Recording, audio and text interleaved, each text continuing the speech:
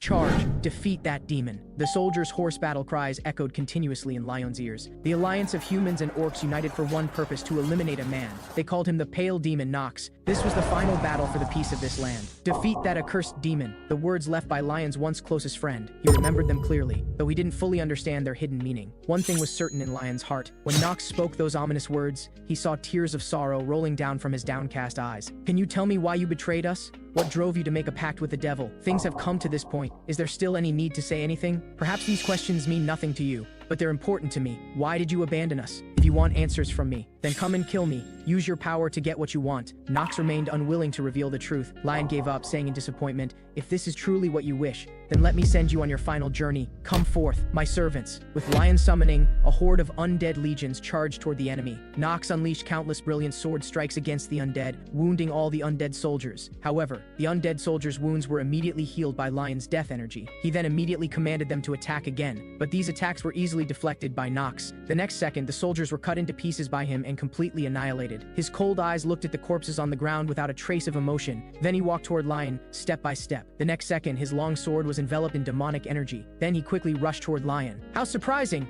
You've grown stronger!" Lion immediately activated necromantic magic again. A huge black hole appeared behind him. Accompanied by the rotation of a magic circle, a massive arm emerged from the black hole. A colossal undead warrior blocked his path. However, Nox showed no fear, accelerating his assault once more. Countless clouds of dust obscured Lion's vision. The next second, Nox appeared above him, raising his sword to strike down. Just as the blade was about to hit Lion, his undead warrior steadily blocked the attack. "Whether the only way I can know the message is to kill you, then transform you into an undead creature to find out. Why my familiar dear friend become like this? I will let you become a permanent member of my undead legion. The greatest tragedy in the world is watching your most beloved father on the execution platform, while being powerless to do anything about it. Even more despairing than this is when the executioner is yourself, his son." How did things develop to this point? People below the platform murmured among themselves. What did the master do to deserve such humiliation? Watch your words, or you'll be next up there. Don't you know how cruel those bastards are? The only thing we can do is shut up and do nothing. Now that war has swept across the entire continent, ordinary people like us have no choice but to stay quiet like dead rats. During wartime, once the bloody embers shroud the entire eastern continent, the deadly fire will refuse to be extinguished. The once high and mighty Marbas family was framed by rival families in the chaos of war. Fate was destined to pay a heavy price. The strong do as they please.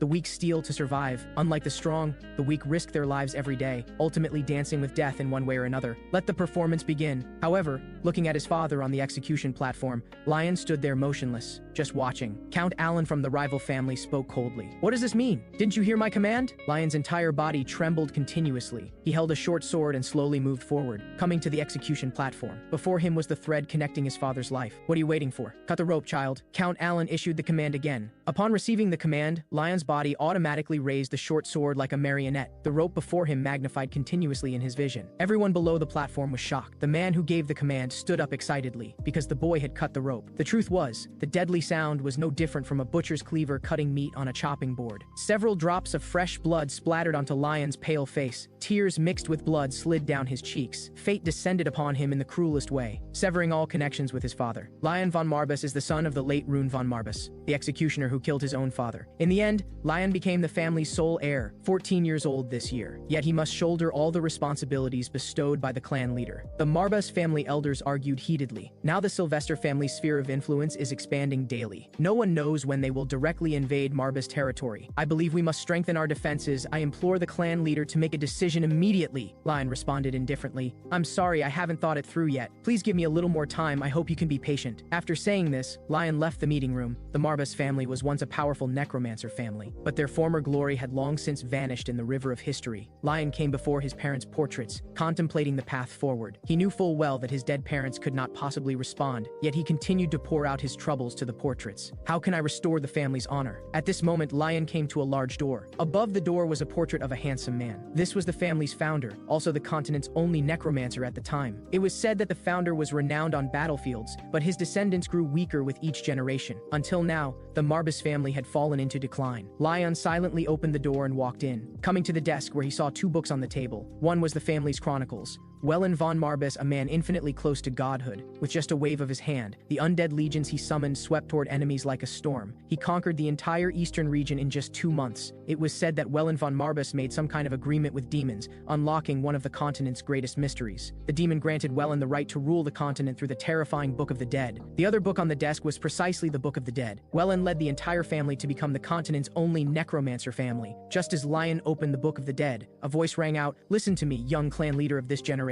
The sudden voice immediately made Lion extremely nervous. "Do not be afraid, my child. I pose no threat to you or your family." The next second, a red magic circle suddenly appeared behind Leon. When Lion came to his senses, he had arrived in a mysterious space, and before him stood a terrifying giant beast. "What's going on here?" At this moment, the giant beast pointed at itself with its claw and said, "Didn't your predecessor tell you of my existence? You mean my father? Yes, I can sense that my magical connection with him has been severed. I've long believed he was unfit to be the master here. I should have known he would die young. Tell me, child, who killed your father? If you're asking about the murderer, it was me, Lion von Marbus, his son." These words instantly enraged the giant beast. A terrifying aura swept toward Lion. "I ask you again, did you kill the one I swore loyalty to? It was me. I am the one who personally killed my father. And this Marbus is the Black Marbus, one of the 72 demons of hell. As a demon, he betrayed his own race's forces, choosing to coexist with humans, becoming the strongest partner of the family founder Wellen. Seeing the little one before him, Marbus immediately activated his secret technique and saw the truth of Leon's patricide. This little one is filled with despair, and hidden beneath the surface is a darkness that can devour everything. His entire body continuously emanates the aura of death. He's a natural necromancer. How is this possible? This child's talent even exceeds that of his ancestors. Although every descendant of the family has necromantic blood flowing through their veins, the reason most clan leaders cannot use necromantic magic is because their talent is too poor. They cannot become suitable containers. To this day, no one in the Marbus family has been able to reach Wellen's heights. This is the real reason for the entire family's decline. "Can I ask you for a favor?" "A favor? I don't do favors. Favors only benefit one party while the other suffers losses. As a demon, I only make deals." Marbus was quite disdainful. Lion firmly stated, "Fine, then let's make a contract. Grant me supreme power. Are you sure you have such talent?" Marbus maintained a doubtful attitude on the surface, but knew in his heart of the boy's exceptional gifts. "If I were a talentless laborer,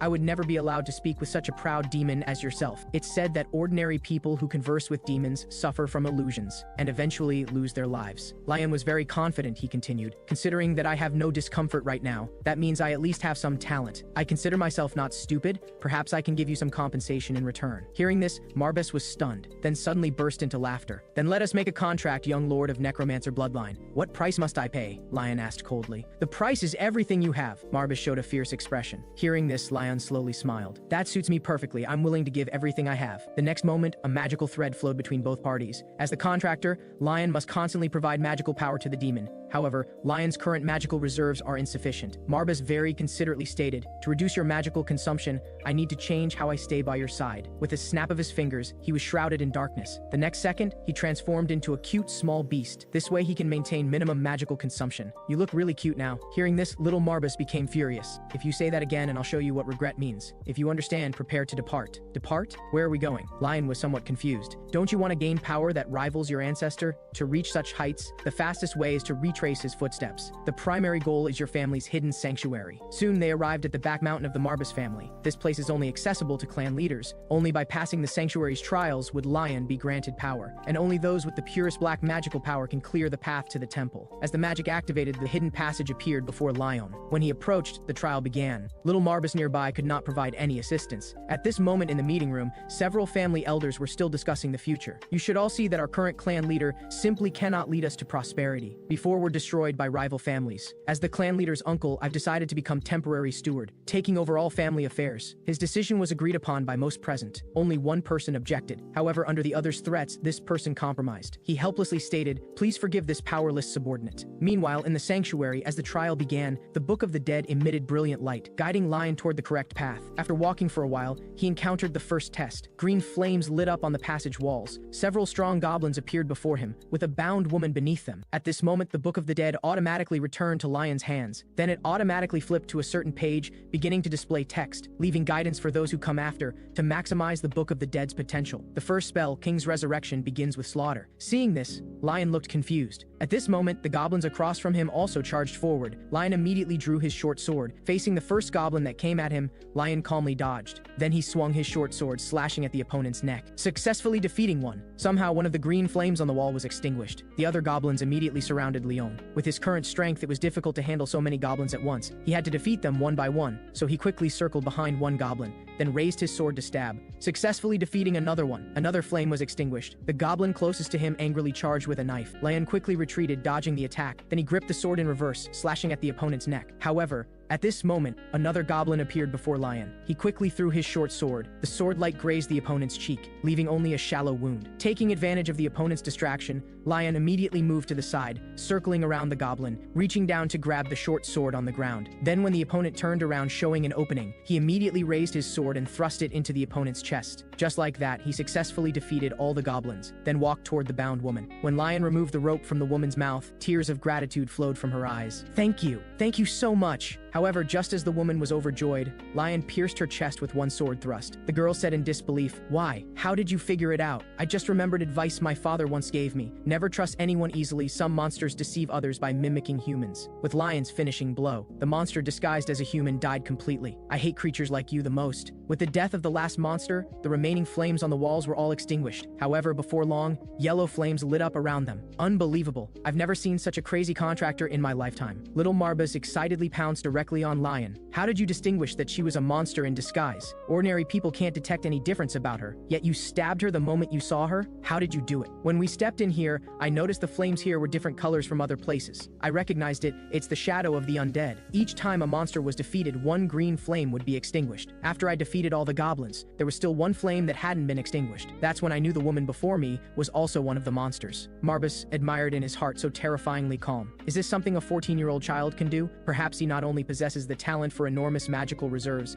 but may also hide something truly special. Now that Welland's first test is complete, let's proceed to the next assessment. The Book of the Dead displayed. Text again. Next, you must help the fallen person get up. Seeing this text, Lion was initially puzzled. Then seeing the goblin corpses on the ground, he instantly understood. This is asking me to summon the undead? Correct. Gaze upon the goblins you killed with your eyes. Then concentrate your magical power in your eyes. Maximize your pupil power. This way, you'll see a death line on each corpse. Crossing the boundary of death, we call it the death line. Connect them to the Book of the Dead. Then use the death lines to link souls from this world to another. Necromancers separate the lingering souls of the dead from their bodies. Then by combining the souls with a necromancer, they inject new life, forming a new race, the undead, and marking them with their own brand. This is the simplest method of creating undead servants. Now you can try controlling them. At this moment, Lion stood up. "Before that, I have something I want to ask you. My father once told me, turning a human into an undead is more complex than turning a monster into an undead servant. Do you think I've reached the point where I can turn humans into undead?" Hearing this, little Marbas showed a wicked smile and said, "Which unfortunate fellow?" Lion's eyes held no trace of familial affection and said, "Kerschel von Marbas, my only uncle." At this moment in the family banquet hall, Uncle Kerschel was holding a party for himself. He secretly pleased, "Before long, this entire family will be firmly in my grasp." A man said, "Sir Kerschel, what do you plan to do about clan leader Lion? The servants in the manor are extremely loyal to his father. I don't think it needs to be that complicated. Just make his death seem reasonable. Dead men don't speak, and neither will his son." Kerschel's eyes revealed viciousness. "Cheers to our next true clan leader." But just then, the chandelier overhead suddenly fell, crashing directly in front of them, just as everyone wondered what was happening. Lion suddenly appeared from behind the curtains, but Kerschel looked down on him, speaking contemptuously, "Oh, it's you, our young clan leader." At this moment, several guards were already standing behind Kerschel. "Are you still acknowledge me as this family's clan leader? So what brings the clan leader here so late? Nighttime can be quite dangerous." Lion said coldly, "Don't worry, I can protect myself now. You don't think I really came here alone, do you?" Hearing this, Kerschel immediately became alert. Then, the ground beneath his feet began to shake, with streams of black energy continuously emerging. This isn't ordinary magic, because it has a darkness that mortals cannot touch. Could this be necromantic magic? His heart filled with disbelief. 4 undead emerged from the ground. "This is my undead legion. How is this possible? Even my late brother couldn't master this power." Kerschel immediately ordered his subordinates to attack Lion. Just as one was about to strike Lion, an undead warrior quickly broke the weapon in his hand, then raised his sword in a single strike, cutting him in half. Kerschel's subordinates were no match for the undead warriors. Before long, he had lost several subordinates. Now Kerschel began to panic. Why is this happening? This is completely abnormal. He began questioning Lion. How did you manage to control the undead? Lion looked at him and said, as the clan leader of Marbus, isn't controlling the undead normal? Kershaw raged helplessly. Necromantic magic should have been lost long ago. Even your father never used it. Are you so unwilling to face reality? Then let me prove it to you with action. Uncle Kershaw, look carefully. This is the necromantic magic I've learned. Lion extended his hand, controlling the undead warrior to charge at Kershaw. Kershaw immediately conjured a dark orb in his hand, then threw it at the undead warrior, hitting all targets. The undead warrior's skin began to crack, stark white bones became visible, his eyes became hollow, but the next second, flames ignited in the undead warrior's eyes again as he continued charging at Kershaw. Kershaw was terrified by this sight, frantically trying to call for help from his subordinates behind him, but was horrified to discover that the two who had been standing behind him were already dead. With no choice, Kershaw conjured another dark orb, firing it at the undead warrior. However, such attacks had no effect on them whatsoever. Just as Kershaw was about to flee, the fastest undead warrior had already reached him, stabbing him in the chest with one blow. Now he didn't even have the strength to conjure dark orbs. I'm your own uncle, you can't kill me. Kershaw threatened Lion, the entire family won't allow it. I'm sorry, but someone as emotionally lacking as myself only knows that forgiveness is the victor's privilege. You were once a victor too, when you stabbed my father in the back. Did you think there would be today's consequences? I will remember this day forever. As punishment for you, I will make you lose your ambition. After saying this, Lion ordered all the undead warriors to attack. Your performance is even better than I expected. Little Marbus suddenly appeared. Your proficiency in controlling the undead doesn't seem like that of a beginner at all. At this moment, Lion's eyes revealed a hint of cunning. I just thought of an interesting idea. The scene shifted to the meeting room the next day. Everyone was confused about being suddenly called to a meeting. They all wondered if Sir Kershaw had another major announcement. However, instead of Kershaw appearing, clan leader Lion walked in. Are you waiting for Uncle Kershaw? I regret to inform you all that he cannot attend this meeting because he has died and I personally did it. These words immediately shocked everyone. The meeting room became dead silent. Does anyone have any questions? Shouldn't you give us an explanation? Why did you kill the family's eldest elder? Because he was a traitor. He not only betrayed my father, but also passed important intelligence to our enemy, the Sylvester family. He even tried to assassinate me, wanting to usurp the clan leader position. Isn't this reason enough to execute him? You all seem to be strongly defending him. Are you his accomplices? Damn it. Could what this little guy is saying be true? Everyone's attitudes began to waver. Kershaw was actually killed by such a little brat. Damn it. This isn't the time to consider Kershaw. Since that cunning old fox Kershaw could fail, it means Lion might have mastered some powerful force. If no one takes a stance now, everyone is in danger. Thinking this, a man immediately stood up. That damned Kershaw actually committed such crimes. The clan leader has rid our family of a great harm. The blonde man also immediately caught on. He quickly rose to express his ignorance of Kershaw's crimes. Only the bald man questioned,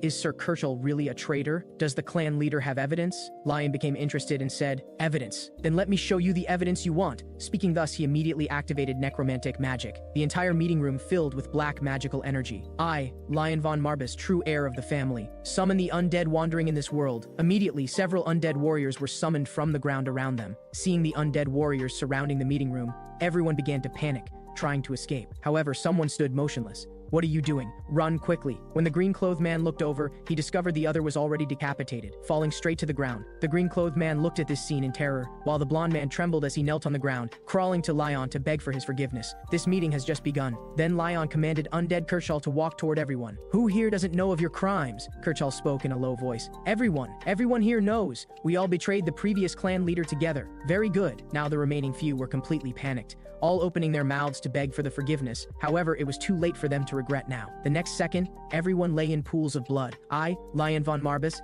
hereby declare, the ancient hell of necromantic magic once again echoes in the family's halls, like ghostly light in the dark night rekindling memories deep in the bloodline. The scene shifted to the family's dungeon. Sir Pullen, imprisoned here, immediately knelt when he saw the clan leader. Please forgive your incompetent retainer. I failed to detect Kershaw's ambitions from the beginning, nearly letting him harm the clan leader. Sir Pullen, one of the few loyal retainers of the Marbus family, also the only one who openly opposed Kershaw. To revitalize the family, he was indispensable talent. Leon immediately helped him up. I need you, he earnestly asked Pullen. There are many family matters that need your handling. Are you willing to assist me? Hearing this, Sir Pullen's eyes immediately moistened, overwhelmed with emotion. I, Pullen, hereby swear eternal loyalty to you. After letting Sir Pullen return to wash up, the two came to the meeting room again to discuss plans for the family's future progress. Lion decided to disguise himself as Kershaw to make contact with the rival Sylvester family. But ordinary undead cannot act exactly like they did in life. They're easily seen through by others. How about this? Lion raised his hand to activate summoning magic. A strange, pitch-black undead crawled out from the ground. Then his body began to transform. form, finally taking on Kirchhoff's appearance. Undead cannot recreate personal habits, handwriting, and speech patterns from life, but this one wasn't created from Kirchhoff's corpse. This is a doppelganger undead I happened to find. He can not only copy others' appearance and memories, but even their abilities. He's called a shapeshifter. It's a monster I discovered during my ancestors' trials. He can copy victims' appearance, memories, and even abilities. This is a very troublesome creature. He likes to disguise himself as lost little girls, luring solitary travelers to ultimately kill them, then devour the victim's companions. A shapeshifter? Just as Leon was thinking, the corpse suddenly opened its eyes, death energy swirling around it, then suddenly spoke, "Lord Wellen, you're so kind, actually leaving your precious servant for your descendants." As death energy continued to overflow, something seemed about to emerge from the corpse. The next second, a black shadow rushed out. Shapeshifters can only transform into targets the necromancer has encountered, and the target's magical power cannot exceed the caster's. If you want him, turn this bastard into your undead. I bet he'll be very useful. I have a feeling you know him? Actually, he was also one of the servants Wellen once commanded. Lion pulled out the Book of the Dead, calling to the black shadow before him. Soul of the dead, heed the call of Marbus's heir. Lion von Marbus summons you back to reality. The next second, the shadow transformed into humanoid form, slowly regaining consciousness. Wake up, Crow. After little Marbus's explanation, the shapeshifter finally understood the current situation. At this moment, he suddenly raised both hands to form seals, his body continuously changing, finally transforming into Lion's appearance. The scene returned to the present. After discussion, Sir Pullen felt this method was feasible. Using the shapeshifter to contact the Sylvester family would definitely allow them to gather important intelligence. If I may, could I ask one final question? It's certain that the Sylvester family will gain royal approval and attack us again. Despite such dangerous circumstances, why don't you choose to leave the family? Lion thought for a moment, then spoke. Honestly, I don't know myself, but I have a duty to protect the family. For this, I will defeat everyone who wants to harm us. I won't repeat my father's mistakes, and I won't tolerate their transgressions again and again. Perhaps one day I'll find a reason why we must fight for this land. When Lion was about to sleep, he was told that the enemy had already sent a declaration of war. He quickly opened the letter to read. For a century, the royal family has abandoned its duties, leaving the kingdom's subjects to fend for themselves. The Sylvester family, under Alan's leadership, once again declares war on the Marbus family. If you surrender now, we would be happy to take over everything you have. If you refuse, we will march troops into Marbus territory in 1 month, destroying all obstacles in our path. Duke Alan Sylvester, by order of the king. After reading the letter, Lion wasn't afraid at all. He could even be said to be somewhat excited. However, little Marbus nearby thought Lion had truly gone mad. They have an army of hundreds, not something the current you can handle. Don't worry, we'll get through this. I'll destroy everyone who invades my land. To find countermeasures, Lion came to the streets. It's this tavern. I sense powerful magical fluctuations inside. So Lion ordered Sir Pullen to wait outside, while he and little Marbus went in and gave the command, "Don't let anyone enter or leave here." When Lion entered, he found the place dirty and messy. Several staff members were cleaning in the hall, and one of them actually had ears growing on his head. Without doubt, the magical fluctuations little Marbus sensed came from this beastman.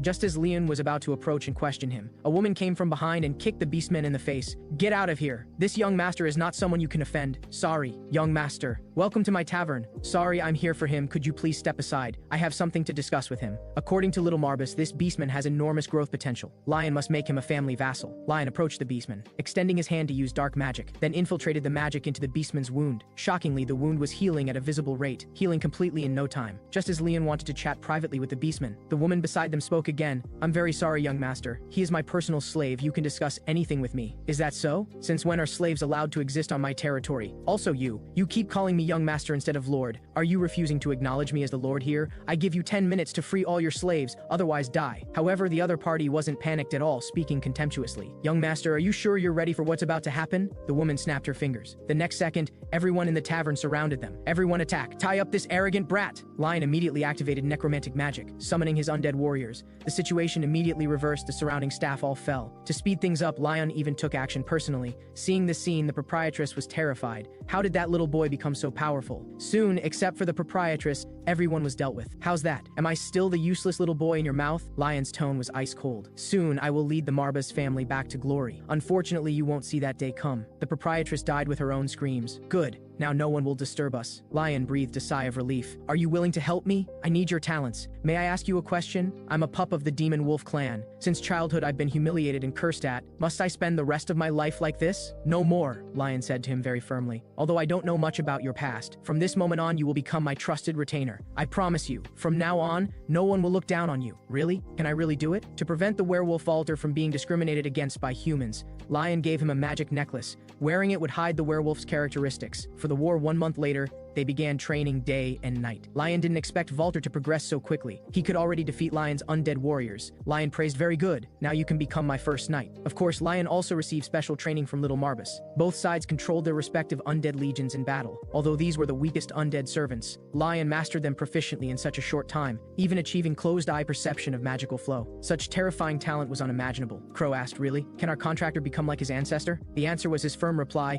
"Yes, I believe that in the near future, the continent will once again be swept by a great storm. He might be able to master the forbidden among all dark magic, the terrifying time reversal magic. However, his current strength is not enough to deal with the Sylvester family's army. I have a method that can stimulate your potential in a short time, but this process carries risks. So, what is this miraculous method of yours?" Lion was already eager to try. "First, you must exhaust all your magical power. After that, your subconscious will be guided. Then you'll know what to do." As Lion expelled the last trace of magical power, his body suddenly fell unconscious, falling straight down. "Lord, you mustn't have any problems." Seeing the loudly panicking Sir Pullen, Little Marbus immediately punched him. "Don't disturb him. Have faith in him. He's the most talented contractor I've ever seen." At this moment, Lion's consciousness was in darkness. As he walked forward, the darkness was instantly dispelled, and before him stood a middle-aged man. "Welcome, Lion. I always had a feeling you would come here." Lion was shocked to discover that the man before him was actually his deceased father, Rune von Marbus. "Let's have a walk together. I have many things I want to discuss with you." Rune asked his son Lion with concern, "How are you doing now?" Lion looked at his father, silhouette suppressing the longing in his heart, and replied indifferently, "I'm doing all right. I have a group of loyal retainers supporting my cause." "That's wonderful. Your presence here means you've awakened your dormant magical powers. You've probably already guessed. I'm nothing more than a phantom conjured in your mind." He continued with a helpless expression. "The reason I failed was because I lacked the talent. Since childhood,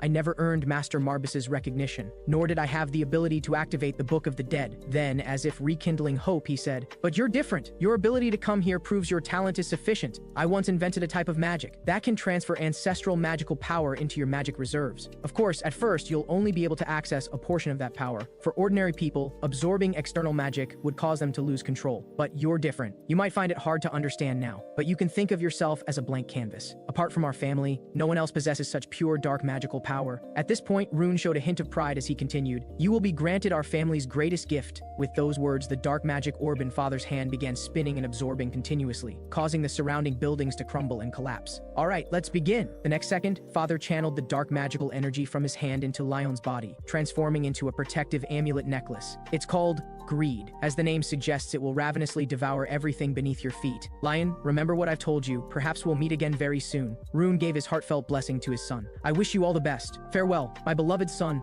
4 days before the great battle, the Sylvester family had already begun preparing their army. Alan sat coldly atop the high castle walls, rallying the soldiers below, all soldiers of House Sylvester. "We have finally reached this crucial moment. The Marbus family, with their century-long glory, is about to vanish into the river of history, and we shall create a new legend. Glory to Sylvester." However, what no one knew was that Kirchhoff, standing among the crowd, was actually Crow in disguise. Soon, Alan led his army and set out, using the intelligence Crow had provided. They chose a path leading to the cemetery. However, what they didn't expect was to encounter Lion's ambush along the way. Only then did Alan realize what had happened. He drew the sword from his waist and struck at Crow's neck behind him with one swift blow. His head fell straight down, but the dark aura around the severed head grew even more intense. Soon, the head reattached itself to the body. What a novel experience! After saying this, Crow, who had been disguised as Kirchhoff, immediately returned to Lion's side. "You will be punished for your arrogance." Young clan leader Marbus. On one side was an army of several hundred, on the other, a massive force of thousands. However, Lion wasn't panicked at all. "Do you really think you can defeat me?" After saying this, he unleashed his necromantic magic. A large number of undead warriors were summoned forth. Alan was shocked to witness this scene, as it reminded him of the terrible legends of the continent, of one person single-handedly overturning the entire balance of power across the land. Nothing was more despairing than this. His talent was so profound that people couldn't even stand up to gaze at him in awe. He never imagined that the child before him now possessed such terrifying power. Soon, soldiers from both sides clashed in battle. The enemy soldiers knew clearly, as long as they could take down Lion, these undead would disappear. After all, he was still just a child. No matter how strong his talent before he fully matured, it was all useless. Just as the Legion commander was about to reach Lion, Walter blocked him just in time. Their swords collided, sparks flying. and the Legion commander roared in fury, "How dare you block my path?" But Walter's resolve was firm. "I'm sorry. I won't let you get near the young master." Soon, the enemy soldiers were completely overwhelmed by the undead warriors. Seeing this, Alan quickly shouted for the mages in the rear to attack. Dozens of mages in the back began chanting spells simultaneously,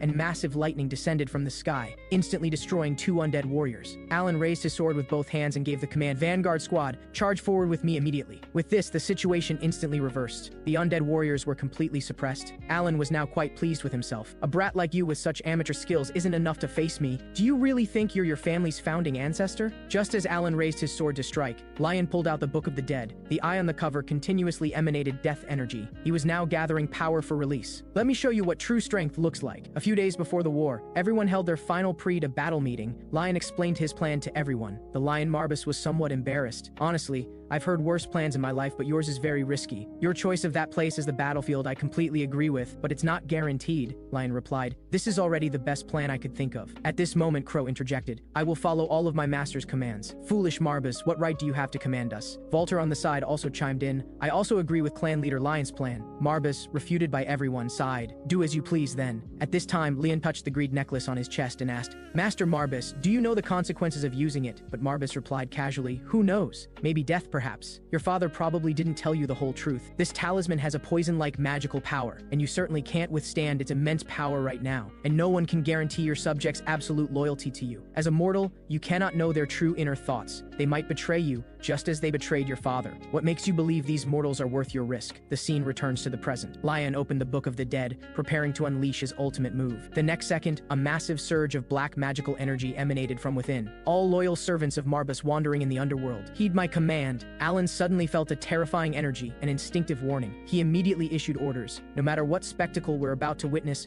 we must stop him at all costs. The rightful heir of the Marbus family summons you here. Take up your weapons and fight." The moment Lion finished his incantation, the ground began to shake. Corpse after corpse crawled out from the underworld, each clad in armor and wielding weapons. Alan watched this scene in horror. Before him was a dense army of undead, and the situation changed instantly. At this moment, Marbus was watching from high on the cliff, a slight smile crossing his face. "This brat is just as rule-breaking as his ancestor." As the greed necklace continuously infused magical power, the undead on the battlefield began attacking the enemy. Not only were there immensely strong undead warriors, but also undead mages capable of casting spells. With these undead joining the battle, they instantly eliminated several enemies. Only then did Alan realize he had fallen into the opponent's trap. This was why Lion chose the graveyard as the battlefield. Just as Alan was wondering how to respond, he was shocked to discover that Lion's current state was very wrong. He was even continuously coughing up blood. So Alan immediately shouted to stop him. "Stop now! Otherwise we'll all die. I promise you, you and your people won't be harmed." Earlier, Marbus had asked Lion, "What makes you believe these mortals are worth your risk? Before you fully mature, I suggest you don't do any selfless, foolish things for others." "Master Marbus, but why must we always wait for fruit to ripen before picking it? Wouldn't it be terrible to pick it first and then let it ripen?" Lion was very puzzled by this. The scene returns to the battlefield, where the Sylvester family's army had been routed. Now only Alan remained, kneeling on the ground in despair. Why did it turn out this way? He was now near collapse, desperately awaiting Lion's judgment, but he couldn't help pleading. "Actually, I don't deserve your mercy, but could you show me mercy just once? I promise you, I'll never oppose the Marbus family again,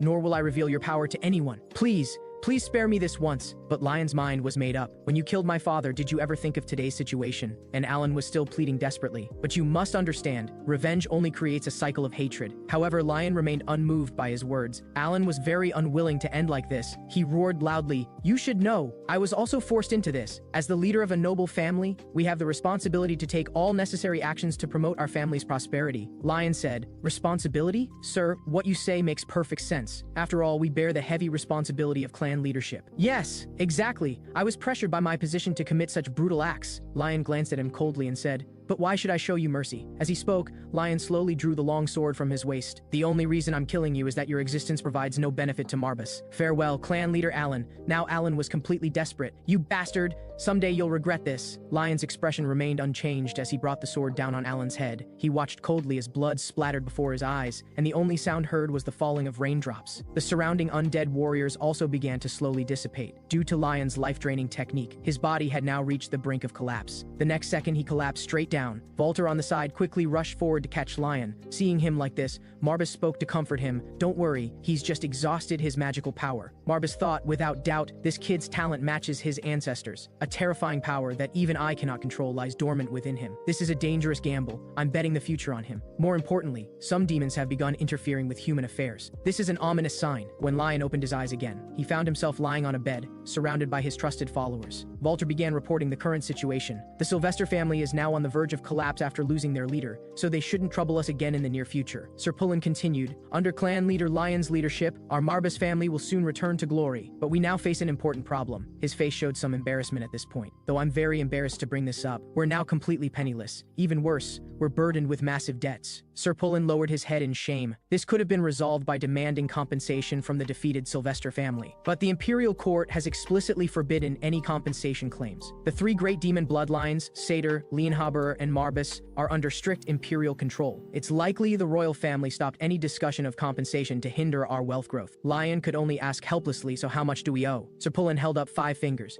50 million gold coins? Lion was already speechless. No. Pullen closed his eyes in despair. Could it be 500 million gold coins? Lion was even more speechless. Also no. Pullen didn't dare open his eyes. It can't be more than 5 billion gold coins, right? That's no small amount. Lion stroked his chin and thought, my lord, please forgive my rudeness, but you're correct. Our debt amounts to 5 billion gold coins. Lion was left speechless and suddenly felt like a beggar. At this time on the town streets, a man rode up on horseback. He was Richel Flamel, the chief disciple of the famous Mage Tower and founder of the Eremitas School. A woman emerged from the corner. We meet again, Master Richel. She was Carleen, leader of the southern branch of the Madmen organization, the continent's largest criminal organization, and a ruthless loan shark. Richel asked awkwardly, Miss Carleen, our academy should have paid off all our debts to you, right? Carleen said, this time I'm here for a purpose unrelated to you. Richel was somewhat relieved and said, just thinking about the terms of that deal makes my hair stand on end. Since there's no issue, I'll leave first. With that, Richel prepared to ride away. However, Carleen speculated, I have a feeling we're both here for the same person this time. Just as everyone was still worrying about such enormous debt, there was a knock at the door. Sir Pullen quickly went to check, and soon returned to report. My lord, 2 people have come to visit you, a man and a woman. The scene shifts to the reception room. Thank you for your hospitality, my lord. I am Mage Richel, principal of the Eremitas School. I am Carleen, leader of the southern branch of the Madmen organization. Welcome, Lion then asked in confusion. May I ask what brings you both here? Carleen smiled and answered, we recently received news of your victory in the noble war. Congratulations, young Marbus clan leader. The spoils of war should be enough to pay off your debts to those madmen, right? Speaking of this topic, Miss Carleen, exactly how much do we owe you? I hear your Madmen organization isn't exactly benevolent. Lion began to feel nervous. I've heard you sell people who default on debts to dark wizards as living test subjects. Carleen smiled sweetly. It seems you understand my work well. Then I'll be direct. With that, Carleen pulled out a paper from her clothes. I'm afraid you'll need to pay 10% of the debt immediately this time. For the remaining 90%, we'll allow you to defer payment for a while longer. Also, I should remind you, we charge 30% interest on the principal. I hope you understand. Lion wasn't about to be intimidated. So you're saying we need to pay 500 million gold coins now? And it will increase by 30% interest every year after? He was shocked by such predatory terms. Who would sign such a ridiculous agreement? Sir Pullen couldn't even lift his head, answering helplessly, I'm afraid it was your father who signed it. Just as Leon was exasperated with his father. Richel on the side spoke up, let me ease this tense atmosphere. Clan leader Marbus probably needs some time to sort through the spoils of war, and I seriously doubt he has such a large sum on hand. What do you think, Miss Carleen? I'm sorry, Richel. Can't you see I'm conducting business? I hate it when people interrupt at times like this. Richel was quite helpless and stood up, walking toward the door. I'll step out first. I'll return after you've finished talking. Just as Leon was about to ask Carleen for an extension, she said seriously, if you want to tell me you're currently short on funds or ask for more time to raise money, I advise you to think twice because your father has already used all these excuses. Lion whispered to Marbus, can we eliminate her? Marbus replied helplessly, I advise you to abandon that idea. The current you wouldn't stand a chance against her. It seems we'll have nothing left. Crow was disappointed. Your father did this for the family's survival. Sir Pullen tried to comfort Lion. Be brave, my lord. There's always a way. I believe in your wisdom. Lion sat in silence for a long time, then spoke. Miss Carleen, if possible, I ask that you show us mercy. Everyone could hardly believe their ears. Meanwhile, Richel, who had gone out for a stroll, stopped in front of a portrait. Coming here was indeed the right choice. Lion Marbus, the youngest heir of this generation, may well recreate your ancestors' glory. Richel looked pleased. The moment I saw him, I could sense an enormous magical power continuously flowing within him. This will be a great blessing for our academy. Richel smiled. I must find a way to win his favor. Then he gently raised his hand, and a magical shield enveloped him. He then pulled out a communication crystal, which immediately transmitted a voice. Principal, please, don't just leave without saying anything again. When you're not here, the school is in chaos. Richel could only laugh awkwardly to appease them. All right, I'll be careful next time. Now there's something more important. I want to ask you something. How many gold coins do we have in Eremitas' treasury? Hearing this, the old man was immediately speechless. This is your important important matter, the scene returns to the reception room. Clan leader Lion, don't joke with me. You might not understand the Madmen organization. We're a group of violent killers. As she spoke, Carlene gathered an energy ball on her finger and directly shattered the teacup in front of Leon. But I assure you, I'm more calculating than you imagine. Seeing the opponent dare to make a move, Volter immediately drew his sword. You dare threaten my lord. Carlene was dismissive. My anger only targets those who default on loans. Think carefully before acting. Don't do something you'll regret. Lion calmly apologized to her. I'm very sorry, Miss Carlene. We have nothing. Hearing this, Carlene's expression instantly turned cold. Lion's voice carried a hint of helplessness. To tell you the truth, our treasury has long been empty. Carlene was momentarily stunned, then sneered. Now I finally understand why you're trembling like a frightened puppy. Allow me to personally demonstrate through action the consequences of defaulting. Just as Carlene was about to act, Rachel suddenly burst through the door. Please wait. Suddenly, everyone in the room looked at him. May I say a few words? Rachel's hand blocked the furious Carlene. Please don't harm my student. This left Lion very confused. When did I become a student of the Eremita school? Volter on the side thought he understood something. So Master Lion had arrangements all along. Now I can rest easy. The furious Carlene, after some thought, gradually calmed down. Lion first had Volter and Sir Pullen step aside, then sat down again for detailed negotiations. As long as Lion agreed to become a student of the Eremita school, they would agree to help pay off 10% of the debt. Rachel spoke confidently. Based on my speculation, you used necromantic magic in your war against the Sylvester family. Otherwise, you couldn't have won. Then he asked Carlene. Miss Carlene came here thinking the same thing, right? Carlene had a nonchalant attitude, so what? It's not exactly a big secret anyway. Our client, the Marbus family's clan leader, has regained necromantic power. His future development is limitless. Do you really think you can recover the money you lent? Carlene didn't hide her thoughts. Honestly, I don't think so. I don't think my money is here. I never expected to get it all back immediately, which is why I'm asking you to return part of it first. At this point, Lion asked, I have another question. How did you determine I possess necromantic power? Just because I won the war? Maybe I hired other help? Carlene said, Clan leader Lion, you're quite the joker. Do you think you have money to hire help? Rachel continued, I never thought money alone could win a war. So the first thing I thought of was the Marbus family's unique power. If I could reach the level of the founding clan leader, this would be an excellent opportunity to become supreme. At this point, Lion asked naively, so I don't have to repay the loan? Hearing this, Carlene's eyes again showed a cold gleam. What do you think? She pulled out a pistol from her chest and pointed it at Leon. No matter who it is,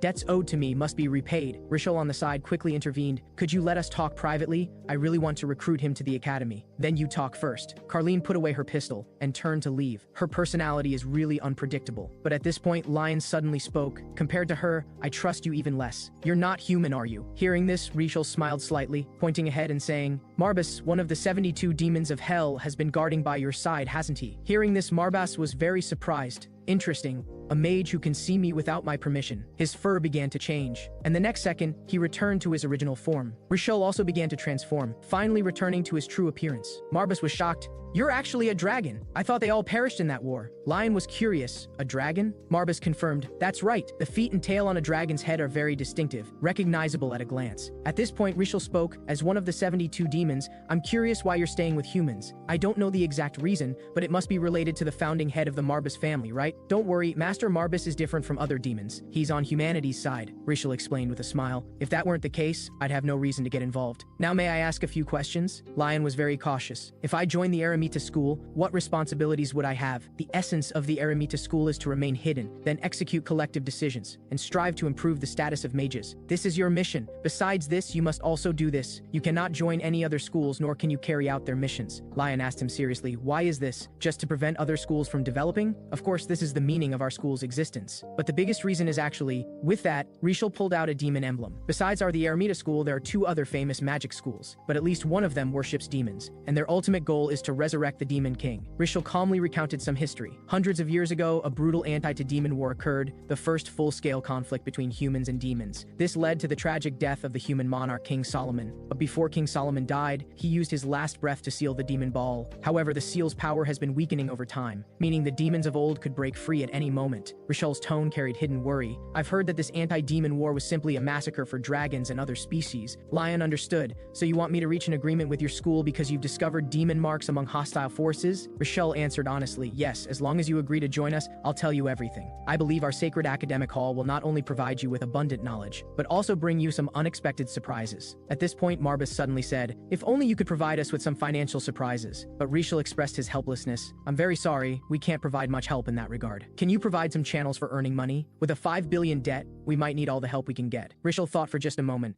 and came up with a money-making method. He smiled and said, that would be the Adventurers Guild, and their president is a good friend of Miss Carleen. As long as you complete enough quests, the more you do, the higher the quest prices you can take. Earning 10 million gold coins from a single quest is quite common. Hearing this, Lion finally saw hope of paying off the debt. So Lion immediately pleaded, I sincerely request that you convey my most sincere regards to Miss Carleen. Rishal immediately shouted toward the door, Miss Carleen, you should have heard everything at the door, right? Could you please come in for a proper discussion? Helplessly, Carleen walked in and sighed, Rishal, you're becoming more and more annoying. However, at this moment, Carleen was attracted by the small lion-like Marbas on the table. Rishal quickly introduced her. We have the honor of traveling with a demon who serves Lord Wellen. The scene shifts to everyone heading to the Adventurers Guild together. Carleen asked impatiently, why did you drag me along? Rishal turned to her. Shouldn't you serve a 5 billion gold coin client well? At this point, Lion asked curiously, by the way, what kind of organization is the Adventurers Guild? Carleen answered his question, simply put, it's an organization that undertakes high-risk missions, a place where adventurers form their own teams and share the profits equally. Capable people here gain vast wealth and status, while incapable people get nothing, even facing death. Rishal took over. For principled reasons, the Adventurers Guild is established on neutral territory. By earning reputation for themselves, any guild member has the chance to be recruited by surrounding nations as knights or mages. Carleen added, the guild's mercenaries are divided into 5 different ranks: bronze, silver, gold, platinum, and obsidian, ranked from low to high, with higher ranks representing more power. Lion was eager to try.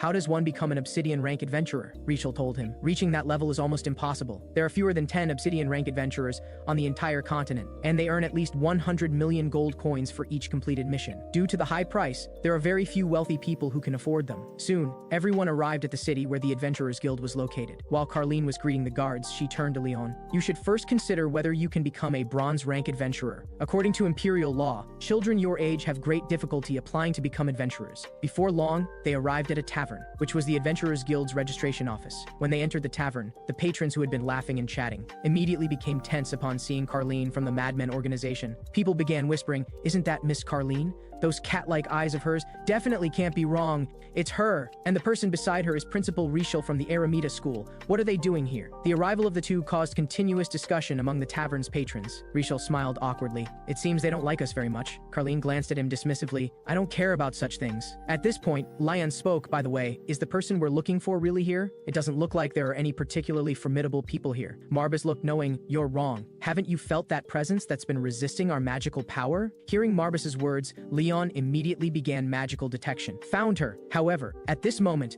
a white-haired woman suddenly drew her sword and charged over. In this critical moment, only Carleen in front reacted in time. Just as the white-haired woman placed her sword at Lion's throat, Carleen also aimed her pistol at the opponent's head. This scene shocked everyone present. You really haven't changed at all. You still like to attack right away, Miss Raleigh. Raleigh turned back to stare coldly at Carleen, her voice carrying no warmth. I believe I told you not to call my name in front of others. At this point, Lion interjected, Miss Raleigh, are you the strongest adventurer here? Unfortunately, I'm not yet. Also, did I give you permission to speak? Raleigh's tone was ice cold. Marbas immediately sensed the opponent's extraordinariness. She might be even more dangerous than Carleen and Rishal. Hello, I'm Lion Marbas, the current clan leader of Marbas. The scene shifts to them in a meeting room. Raleigh picked up her tea. I heard that the Marbas clan leader had changed, but I didn't expect it to be such a child. Carleen immediately said, you don't need to doubt this. I can vouch for it. Raleigh was puzzled. So why does a noble want to join our shabby adventurers guild? And what's stranger is that he's accompanied by a demon. Just as Lion was about to explain, Carleen spoke first. This isn't important. What's important is that the Adventurers Guild is open to anyone. You should have no reason to refuse his membership, right? Rochelle on the side also helped. Please give him a chance. At this point, Raleigh kindly reminded, this isn't your usual playing house games. This could cost you your life. Don't worry about that. We Marbas are the family closest to death, and Miss Carleen has already explained most things about adventurers to me. At this moment, Lion was actually thinking, if I don't pay off the debt, I might be torn to shreds by Carleen. So Raleigh decided to give Lion a chance. She poured the coffee in her hand onto the table surface. Unexpectedly, the coffee formed regular squares on the table. The next second, the entire room changed. An invisible wall surrounded everyone. While Lion was shocked, Marbas on the side explained, this is quite advanced teleportation magic, though she simplified it. She seems to be quite a formidable mage. Row upon row of tall soldier statues were teleported over. Then Raleigh spoke, this test is simple. Among these replica statues, only the real statue contains magical power. What you need to do is find it within 30 minutes. Raleigh looked coldly at Lion and reminded him, if you can't do it, you'll die. After hearing this, Lion agreed without hesitation. Then let's begin. Carlene immediately conjured an hourglass from her hand for timekeeping. Lion walked among the statues, continuously observing them. Rally reminded again, by the way, these statues can move. As soon as she finished speaking, the statues began moving, all attacking Lion. A golem swung its heavy sword. Lion narrowly dodged this strike. Before he could recover, another attack came from behind. Lion quickly ducked to avoid it. Carlene on the side couldn't bear to watch. Rachel also worried.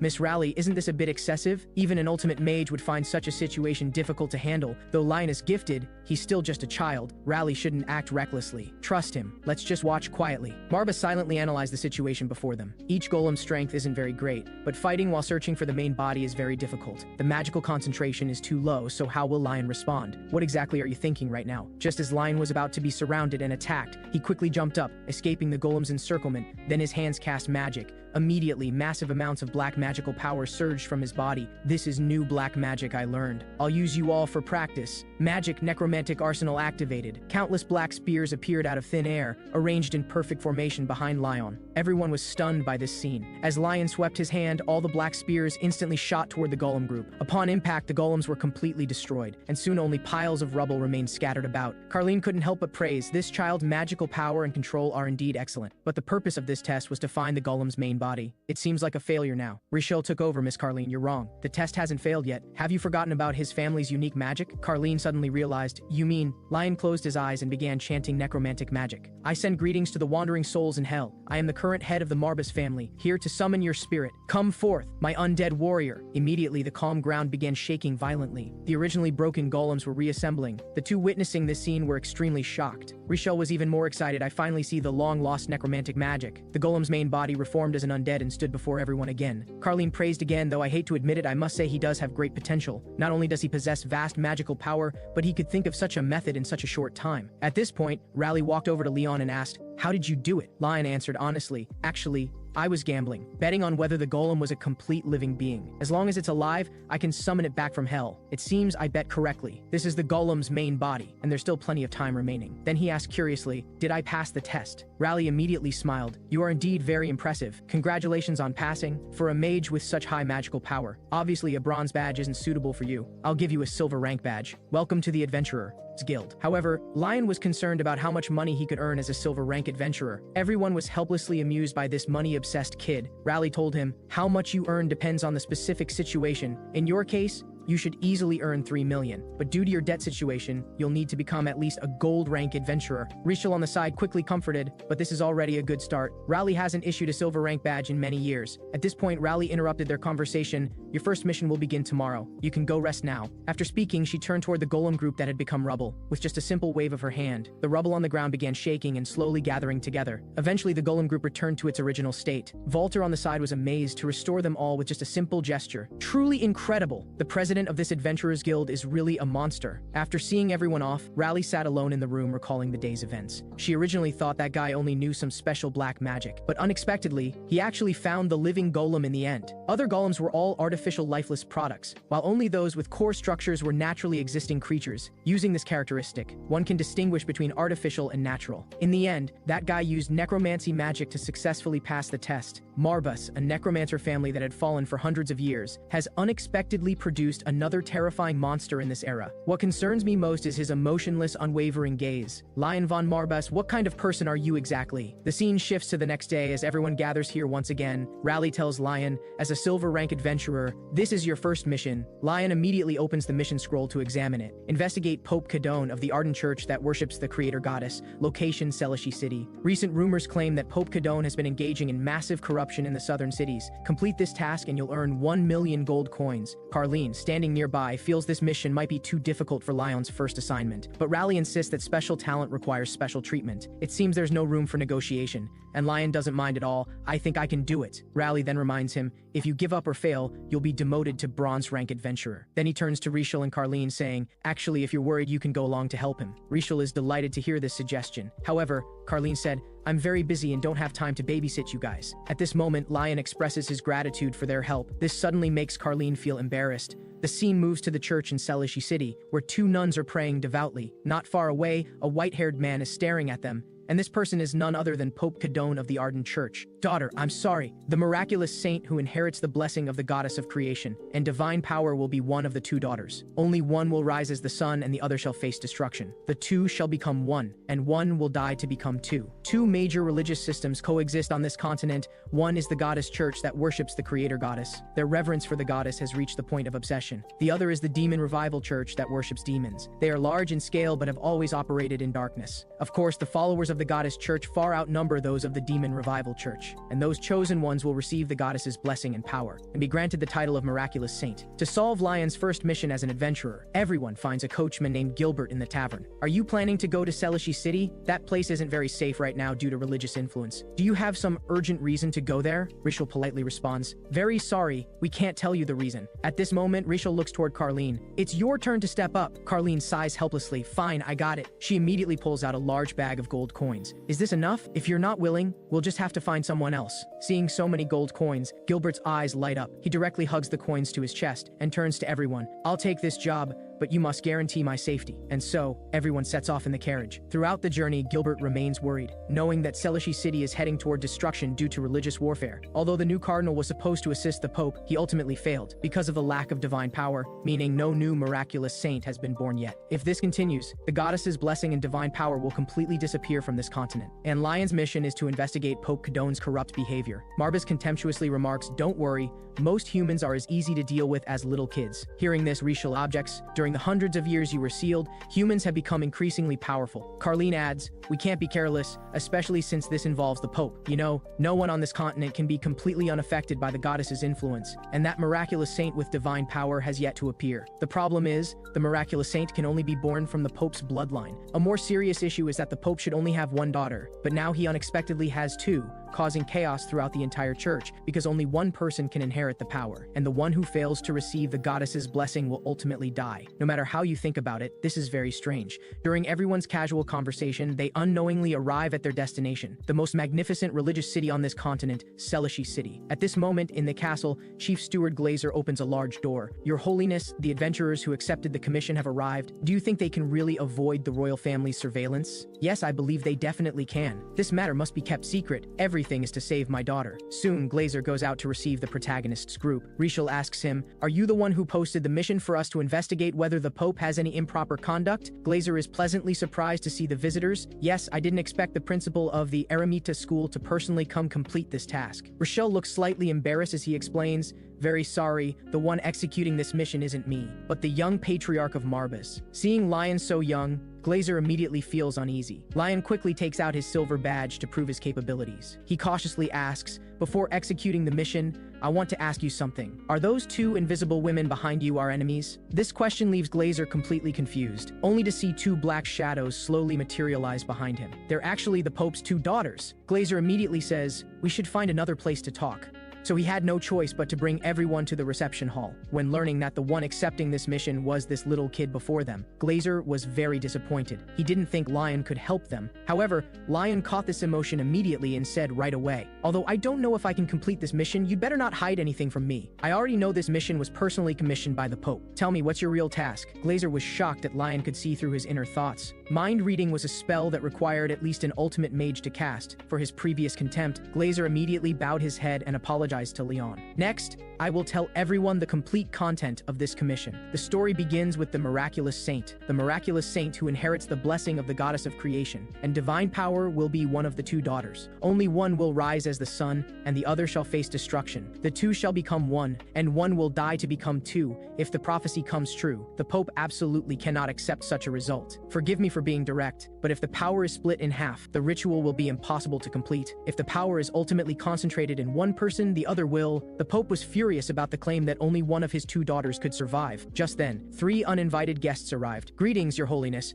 I am Caliban, Knight Commander of the Empire, here by His Majesty's decree to deliver an imperial edict. In the name of the imperial son Estevan, this order is issued. Under the same sky, there cannot be two suns rising simultaneously. I believe you understand this point. When the two saints come of age, sacrifice one of them. Execute the fallen saint by fire in the name of heresy, and the other will completely absorb the saint's power, ultimately giving birth to a new generation of miraculous saint. Hearing this edict, the Pope was shocked beyond belief. You mean you want me to burn my own daughter to death? Yes, This is His Majesty's decree. Sacrifice the few to serve the many. The edict has been read, so we'll take our leave now. They left the powerless Pope, who collapsed to his knees, his face filled with despair. Is this the goddess's test for me? First she took away my brother, and now it's my daughter's turn? Why do this to me? After hearing the backstory, everyone expressed their sympathy. In summary, because the legitimate saint bloodline produced twins, the power was scattered, causing the divine-powered, miraculous saint to not appear for over a decade. This mission exists to save these two. I also know this goes against the Emperor's will. At this moment, Leon suddenly interjected, "May I ask the two saints a question privately? Glazer, please step out for a moment."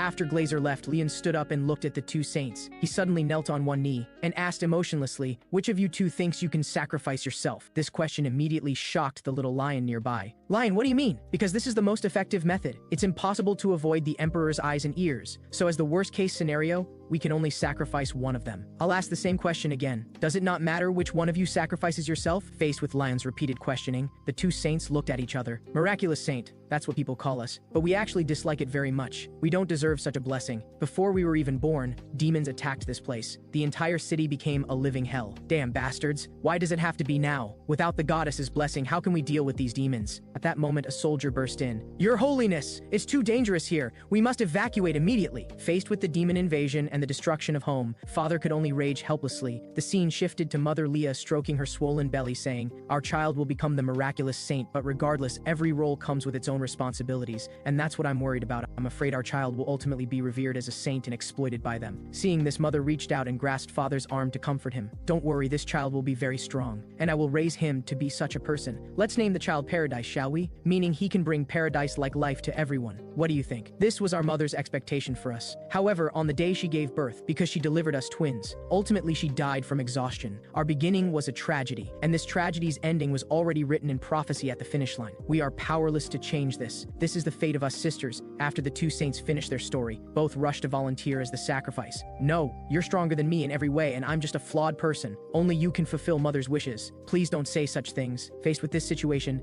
Lion spoke up. "Although I've never learned how to make decisions in situations like this, one thing is certain, you're both willing to sacrifice everything for each other, right? If so, that makes things easier. Regardless, saving them is your responsibility. If one of them unfortunately dies, your mission will fail. We must first find a way to save them as much as possible. This won't be easy, but we believe you can do it. Also, please ensure our father's safety. He hasn't done anything wrong, he's just fulfilling his duties as Pope." "Understood. Can you tell me your original plan?" "The execution will take place in 2 days. If there's no other plan before then, I will be the one to sacrifice myself." 2 days? The timing is a bit tight. Next, I'll look for a solution that can fundamentally solve the problem. First, let me examine the marks of the miraculous saint. However, at this moment, the two saints hesitated. The location of the marks is rather embarrassing. Could everyone except Lion and that lady please step out? Carlene, being a fellow woman, immediately understood and turned to push Rochelle out, quickly driving everyone else from the room. A bunch of old perverts. I actually have to personally throw them out myself. At this moment, the two saints looked at each other and began removing their outer garments, revealing the holy grail marks beneath their skin. Lion and Carlene were immediately drawn to these marks. It's impossible to use magic to transfer energy, and considering the location that others can hardly see, in my opinion, there's only one method. Yes, only by sacrificing one person can the power be unified. As I expected, prophecy and fate are tragic things that ultimately destroy two people's lives. At this moment, Leon felt a long-absent anger welling up inside him. The scene shifted to the day of the execution. Prince Louis of the Empire came to witness in person. I can't wait to see the birth of the miraculous saint with my own eyes. One of the saints will be tied to the stake and burned to death. Honestly, why did he have to have twins? Because of this, we had to wait until they came of age to act. At this moment, not far behind them, Lion was quietly observing the scene. To save those who want to live and kill those who want to die, is such a choice necessarily correct? The little lion was puzzled by Lion's sudden words. What are you talking about? I saw the twins' true inner choices. Perhaps only someone like me who deals with death can sense it. One desperately wants to live, while the other has completely accepted the fate of death. This is why I'm confused. Whom should I save? Or rather, whom should I kill? Louis began his speech. Good morning, everyone. As a prince of the Empire, I've come by His Majesty's command to attend the birth ceremony of the miraculous saint. Tonight, the darkest night will also descend upon everyone, but it will quickly dissipate. We will welcome our new miraculous saint. For this, we will execute the witch by fire. After speaking, he looked at Knight Commander Caliban. Caliban immediately understood and addressed the citizens below. Under the same sky, there cannot be two suns. The same applies to the miraculous saint. But the birth of twins has disrupted the order of the continent. This is clearly a demon's trick. His Majesty executes the fallen saint in the royal name before everyone. Does anyone object? Faced with the prince's sharp gaze, everyone lowered their heads and remained silent. The day before the ceremony, when the prince saw them, he was attracted by the twins' beauty. Such beautiful women. It's such a shame to execute them by fire. If they weren't witches, I'd really want to make you my concubines. Hearing these words, the Pope was furious, but could do nothing, and could only watch helplessly as the prince walked past him provocatively. How pathetic! The Pope's expression was extremely grim. Do we still have hope? Is there still a way to save them? Lion removed his hood and replied, "It's almost impossible. The reason I say this is because I want to ask His Holiness something. Perhaps we can manage to save your daughter." The scene shifted to the twin saints standing at the church entrance. "Don't cry anymore. It's okay. If one of us must sacrifice herself, I've always felt it should be me." The younger sister was already in tears. "What did we do wrong? Is our very birth a sin? It might be so, but even then we must comply. Because prophecy cannot be wrong, it must be fulfilled. This might actually be a good thing. At least we can choose who sacrifices herself, right?" Just then, Caliban entered with soldiers to take the witch away. Facing the approaching fate, the older sister showed no resistance. "Farewell. May the goddess bless you." The younger sister could do nothing but cry. "Sister, I'm sorry. I couldn't be as honest as you. Thank you for dying in my place." At this moment, Leon appeared behind the younger sister and used necromancy on her. The next second, the younger sister collapsed unconscious. "Are you sure this is the best method you could think of?" "Yes, although it's not perfect yet. For me, this is already the best solution I could devise." The scene moved to the execution platform, where the older sister was already tied to the central post. Then a man with a torch approached, and as he lit the execution platform, the fire began to burn fiercely. Finally, the moment of the miraculous saint's birth has arrived. "From today on, no one should dare doubt my abilities," Caliban behind him agreed. "Who would dare question you, your highness? Only death awaits those who defy the Empire's orders." Soon the fire spread across the entire execution platform, and agonizing screams echoed throughout the square. Lion and his group watched all this quietly, with no intention of intervening. "We can't do it this way no matter what. Lion, are you sure this is really okay? If this is how it is, our mission seems neither successful nor failed. Regardless, I just hope you're still alive. I really don't know what it feels like to be a father, and I don't know what kind of person the Pope is. But even so, I hope your daughter can survive. Even if she must die,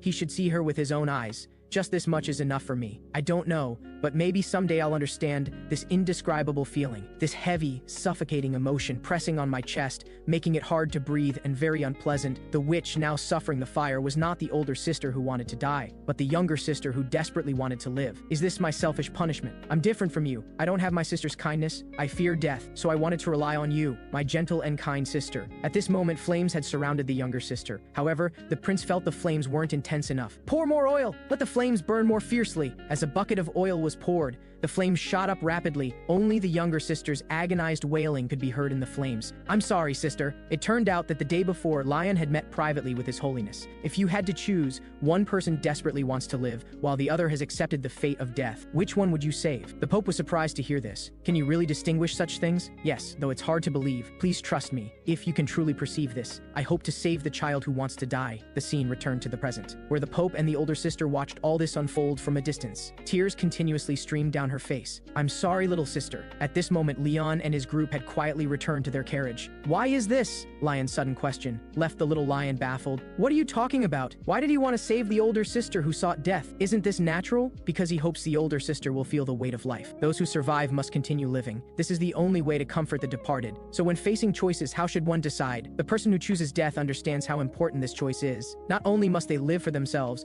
but they must also strive to live for the dead. Those who desperately want to live might never understand this point. A member of my family once said that gratitude easily disappears at some point. It becomes taken for granted, and continued kindness becomes shallow exploitation. This is now an unchangeable fact. The continent needs the birth of the miraculous saint. No matter how capable we are, we cannot oppose the entire empire. Now that the ceremony is complete, the miraculous saint's power should merge. However, at this moment, something unexpected happened. The mark on the saint's chest was still incomplete. "What's going on? The power isn't strong enough?" The prince approached. "This joke has gone too far. Why hasn't the divine power been completed even after executing the witch? You're playing me for a fool." The Pope and the saint were immediately restrained by soldiers, but the Pope didn't know why either. "The one burned was truly his daughter. Since you're still not being honest, I will kill you. Executing the Empire's Pope in public is inappropriate. Maybe he hid the real saint? So what? Even without the miraculous saint, haven't we managed fine these past dozen years? I won't be swayed by such this religion. I'll say it again, kill the Pope. Faced with such a stubborn prince, Caliban was helpless. Don't blame me, you brought this on yourself. The Pope was terrified the one burned really was my daughter. If so, the miraculous saint's mark should be complete. This is the price of deceiving the prince. He raised his sword and struck down. At this critical moment, a figure blocked him. The saint had taken the sword blow for him. Everyone was incredulous at this sight. Why? Why pay such a price for a useless father like me? Father, it's not just for you. I've always been searching for the meaning of my life, but never found a clear answer, so I always hoped my sister could survive. I once tried to escape from here. Perhaps this is the goddess's punishment for me. At this moment, black energy continuously emanated from the twin sisters' bodies. It seems we got the wrong target for who should be punished. The Pope's pupils shrank in disbelief as he said, "How could you also be receiving punishment?" His daughter calmly responded, "Father, you're the same." The Pope pretended not to understand. He wanted to explain, but when the words reached his lips, he didn't know what to say. The saint said, "In the eyes of His Holiness the Pope, we were never daughters, but merely tools to maintain power. This cruel truth should have been recognized long ago. That way, we could live with a clearer conscience. After all, Father never truly regarded us as his real daughters from the very beginning." This confession was the punishment she could give the Pope, and her death was also a form of punishment. As her words fell, she collapsed from exhaustion. The Pope cried out in agony, "Daughter!" But he could only watch helplessly as she dissipated. At the same time, the soul of her sister on the stake was gradually separating as well. Marbas watched Lion's actions in shock, unable to believe Lion was actually going to use necromancy. Lion chanted the necromantic incantation, calling upon the two deceased who had been consumed by flames to listen. Everyone present was shocked, not understanding what he was doing. Lion paid them no mind and focused on chanting the spell. The next second, the Book of the Dead was activated. Powerful magic summoned the souls of the two saints. Carlene gasped in disbelief. This was necromancy. Two souls appeared in response to the summon,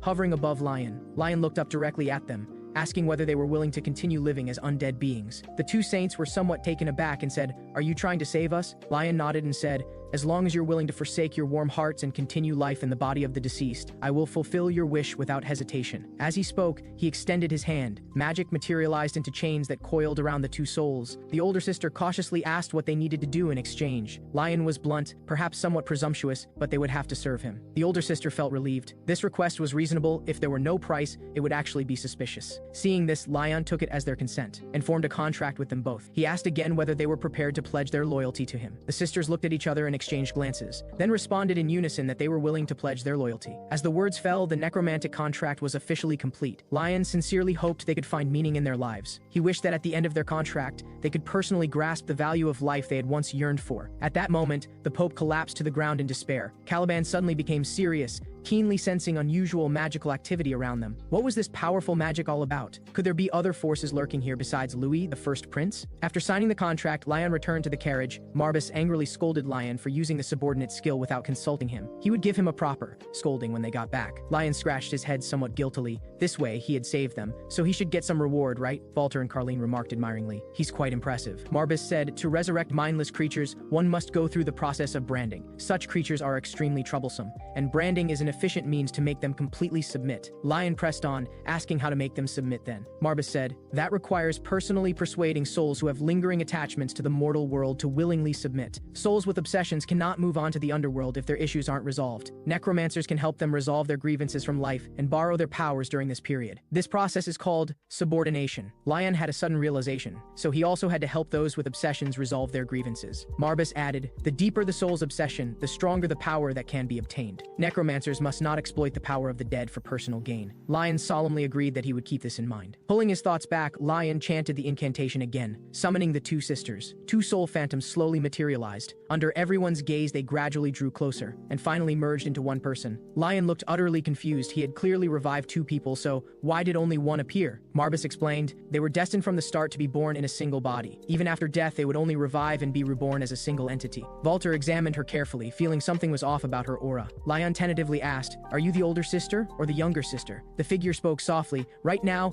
I am the older sister. Lion pressed on, can you switch soul forms at will? The older sister nodded, theoretically yes. However, I have a question. The older sister's eyes lit up with a golden glow. When she opened them again, she seemed like a different person. Her tone suddenly became feisty. What the hell? Serving this kind of master seems like it won't be easy. Richelle was shocked. This personality change was way too drastic. Could it be the younger sister's suppressed self erupting? The younger sister said, shut up, you sissy-looking guy. I'm talking to my master. Lion asked, "What are you twin sisters good at? If you have no practical value, I'll just have to send you to the underworld. After all, the Book of the Dead can only register a limited number of undead beings." The younger sister said, "How can you talk about such terrifying things so casually?" She quickly composed herself and said in a teasing tone that she could satisfy the master completely. As she spoke, the younger sister suddenly stepped forward and grabbed Lion's collar. She slowly leaned toward Lion, stopping just before their lips could touch. Her eyes were seductive, her tone suggestive. "We can also do this kind of thing, master." Everyone returned to the guild. After learning everything, Raleigh had a complicated expression on her face. She really hadn't expected the mission to be resolved in this manner. Carleen, however,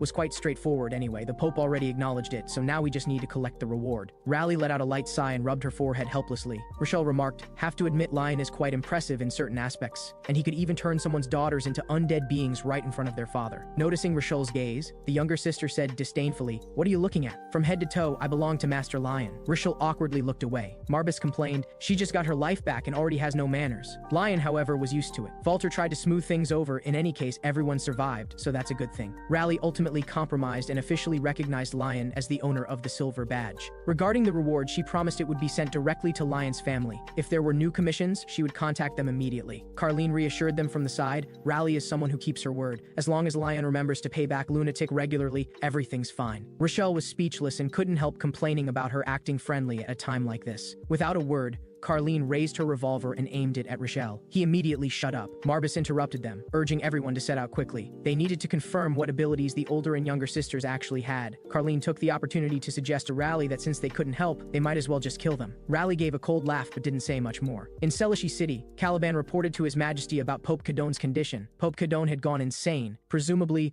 the blow of losing both daughters was too devastating. Louis said with utter contempt, "Children can be born again. What's the big deal? A bunch of useless people." This matter made His Majesty lose face. To let the legendary miracle saint slip away like that. No one knew when the next divine oracle would descend. Caliban was anxious and uneasy, pleading for one more chance. He swore he would dedicate himself entirely to the Empire until death. Louis gave a disdainful snort. More than that, he cared about the whereabouts of the Dark Mage. Had they found anything? Caliban looked deeply ashamed. They hadn't found anything yet. Based on the strange state of the soul's dissipation, they discovered it seemed someone had seized the two saints' souls midway. Currently, no mage could manipulate magic with such precision unless it was a necromancer. Louis fell into thought. A necromancer. Meanwhile, Lion and his group arrived at the forest testing site. Raleigh asked Lion, "What abilities does your undead being have?" Lion explained, "Since there are two personalities in one body, their abilities are different from each other." Raleigh was surprised. She hadn't expected the abilities to actually be different. Lion said he could demonstrate directly, but he needed her to help summon suitable opponents. How strong of opponents should be summoned? After thinking for a moment, Lion said, "Medium strength opponents would be sufficient." He said to the person beside him,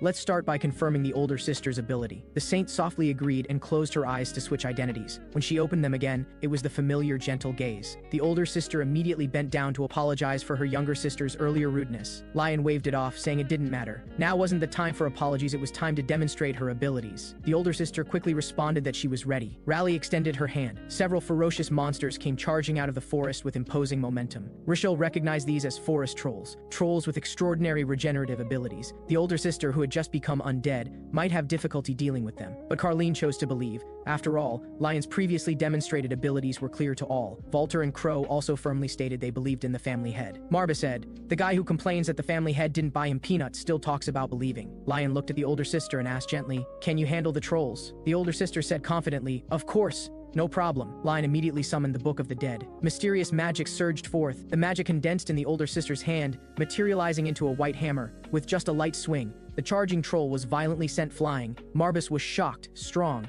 abilities were good, but it felt she was too dangerous. Crow agreed completely. Female undead beings were indeed all dangerous. Seeing her land another strike, the other trolls were all stunned, frozen in place, not daring to advance. The older sister turned back with a smile, hoping for approval. Lion merely said flatly that she was somewhat useful. The rest was left to the younger sister. The moment the younger sister appeared, she coquettishly called out to Leon, "Finally, it's my turn! Now I can finally prove my worth!" She fiercely swung out the iron chain in her hand, precisely wrapping it around one of the monster's necks. The younger sister's eyes were fierce as she yanked hard. The forest troll was instantly pulled to the ground. The younger sister walked forward without hesitation and stomped hard on the fallen monster, saying, "For the love between me and Lord Lion, you all go die." Everyone present was stunned, all wearing expressions of disbelief. Marbus shook his head and said, "They're all crazy." Back at the estate, Lion let out a long breath. Finally back. Marbus summarized, the mission was successfully completed with bountiful gains. This journey was remarkably smooth. Lion deeply agreed, feeling he had grown significantly as a necromancer. It was just a pity that Carlene and Rochelle had left early. Before parting, Rochelle sincerely felt fortunate that the Eremita school could recruit talent like Lion. Carlene, however, didn't bother with pleasantries and only reminded Lion not to forget to repay his debt. Lion grasped Rochelle's hand, asking if they were leaving early. Rochelle nodded. I haven't returned to the school in too long. Carlene, on the other hand, is going back to collect debts. She changed the subject and called out to Walter. Carlene stated bluntly that Walter possessed exceptionally outstanding talent. If the guild leader saw him in person, he would be deeply shocked. Rochelle suddenly interjected, his tone grave, hoping they would never meet. Leon didn't understand why. Rochelle stated bluntly that Lunatic's guild leader was an absolute monster, a terrifying existence far beyond ordinary imagination. However, Walter's talent was beyond question. As long as he loyally assisted Lion,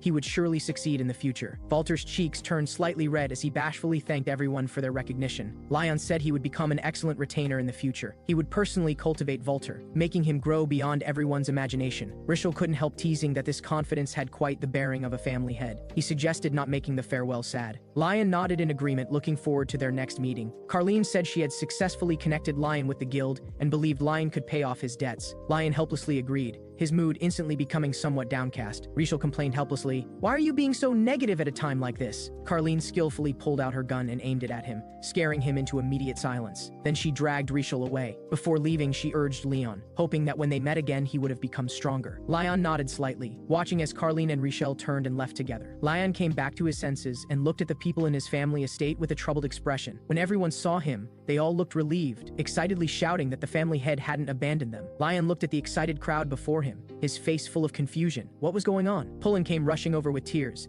accompanied by heart-wrenching cries. Lion was even more surprised to see Pullen. Why was everyone acting so strange? Completely unprepared, someone struck him hard on the back of his head. Diana angrily demanded where he had run off to, abandoning the family. Lion clutched his head in pain. He hadn't expected it to be Diana who struck him. Walter quickly stepped forward with concern, asking Lion, are you alright? Lion hastily suggested they go inside first before talking. As they walked and talked, Marbus learned that Diana and Lion were childhood friends, and she was the next family head of Berechia. Lion explained she was a powerful elf who had frequently helped the family through difficulties since the past. Crow couldn't help but admire Lion's eye for people. Diana was also quite curious about them. She didn't understand why the demon Marbus would be traveling with Lion. Everyone gave a brief account, then simply described what had happened. Diana sighed helplessly. She really couldn't understand Lion's way of doing things. He was always getting wrapped up in such bizarre incidents, but she still felt Lion's approach was inappropriate, believing he shouldn't have abandoned the family at such a critical juncture. The residents in the territory all thought they'd been abandoned and were in an uproar. It was all thanks to her help that the territory was secured. Lion was deeply grateful. Diana made an excuse that it was for Uncle Pullen's sake. She heard he was coming back, so she waited here. Lion curiously asked what Diana wanted to see him about. Diana explained, time is running out, so I came specifically to find you. I think you should understand what I mean. As she spoke, she shyly lowered her head. Lion looked completely baffled, having no idea what she was talking about. Diana beckoned to him, signaling him to come closer. She flicked Lion's forehead and said, this is your punishment. As a family head, you actually forgot such an important event. Lion had a sudden realization, suddenly guessing what Diana was referring to. The family exchange was a grand banquet where noble families gathered. There was one more important thing. At the banquet, he had to be her dance partner. Although it was only in name, the two were engaged after all. The next morning, the butler gently reminded the man in bed that the banquet was about to begin. The man said somewhat impatiently, my brothers will all attend anyway, why must I go? The butler said softly, this is an occasion where the three great dark families gather together, and this is also a good opportunity for the youngest son of the Haber family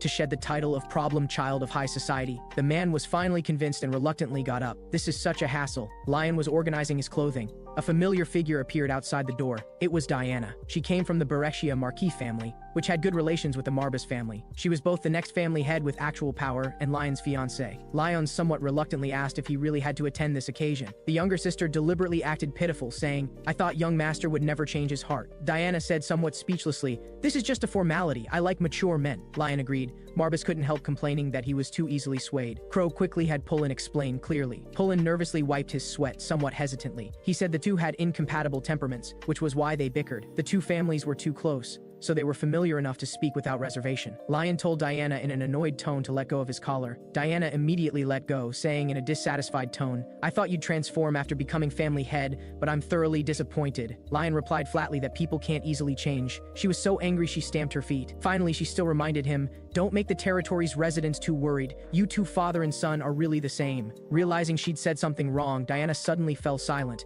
The image of Leon's father's death flashed through her mind. The scene was extremely bloody. Diana turned back and softly apologized. Leon said no apology was needed. He believed his father, like himself, had no regrets. He knew his father had passed away to protect what he himself cherished. Diana paused and complained that he was still the same as always. But Lion absolutely could not miss the exchange. Although she didn't like this kind of occasion either, there was no choice. Lion was well aware that quite a few families still looked down on them. But whenever it came to protecting the family, he always threw himself in without hesitation. Volter was overjoyed, exclaiming that the young master would finally gain everyone's recognition. Lion's eyes were resolute as he finally agreed to attend this banquet. The banquet venue was brightly lit. Nobles chatted and laughed. The atmosphere on site was lively. Someone curiously asked if the Sylvester family had really been defeated. He heard that even Count Alan had lost. It was simply unbelievable. When they learned the winner was the Marbus family, the entire venue erupted in commotion. Someone scoffed that this had to be a rumor. The Marbus family was already nearly finished. How could they suddenly become so strong? At this moment, someone exclaimed that the Marbus family head had arrived. Why not just go ask him directly? Everyone marveled that Lion looked exactly like his father. Lion frowned. This social occasion was too noisy. He really wasn't suited for attending such venues. He unconsciously tightened his grip on Diana's hand. Diana's face suddenly flushed red as she turned and said she also didn't like this kind of occasion. But at times like this, being able to respond flexibly without showing emotion was what a family head should do. Lion deeply agreed. Diana let out a long sigh. Seeing Lion this time, she was greatly surprised. He had become so responsible. Whenever it concerned family responsibility, he'd jump into a pit of fire willingly. She didn't know if this was good or bad. Lion worried his abilities weren't mature enough yet and asked about the situation with others. Diana teased that he was just a 14-year-old kid but was putting on family head airs. Lion said by rank he was indeed a notch higher. Diana was helpless, saying he really didn't like to lose. At this moment, a noble proactively came forward to greet them. He said in a mocking tone,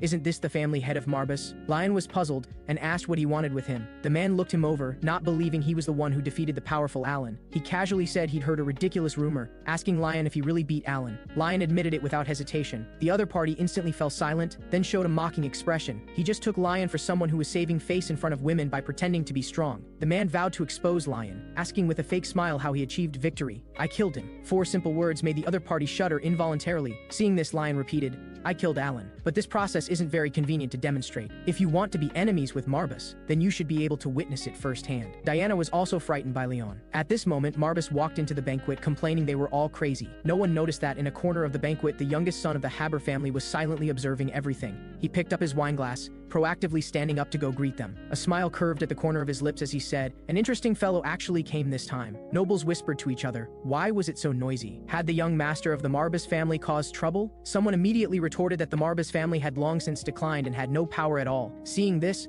Marbus jumped speechlessly onto Lion's shoulder and said, "Nonsense. These people were truly boring beyond measure and not worth paying attention to." Lion couldn't be bothered to entangle with the man, and prepared to leave. But the man relentlessly blocked him, even accusing Lion of disrespecting the Barrera family and demanding he give them an explanation. Lion was quite speechless, saying, "You were clearly the one questioning whether the Marbus family could win the territorial war." But the man said Lion's slip of the tongue just now was tantamount to issuing a challenge. Diana couldn't tolerate it any longer and spoke up in rebuke. "That's about enough. Raber, you're just a branch member of the Barrera family. Where do you get the qualifications to invoke the family name? You're not even a young family head, yet you dare speak disrespectfully to a legitimate duke's son. Can you bear the consequences of such insubordination?" The man was left speechless but still stubbornly refused to back down. He even directed his anger at Diana, mocking her not to think too highly of herself. Diana only found it laughable, saying if he truly had ability she would respect him, but there was simply no need. Raber was thoroughly enraged, glaring at Diana through gritted teeth. Just then, an icy voice said, "Hey, you're too loud." Raber was burning with rage and angrily demanded which bastard dared to interrupt. He furiously turned around, but the instant he saw who it was, he was struck with shock. His arrogant demeanor instantly froze. He, who had been so high and mighty just moments ago,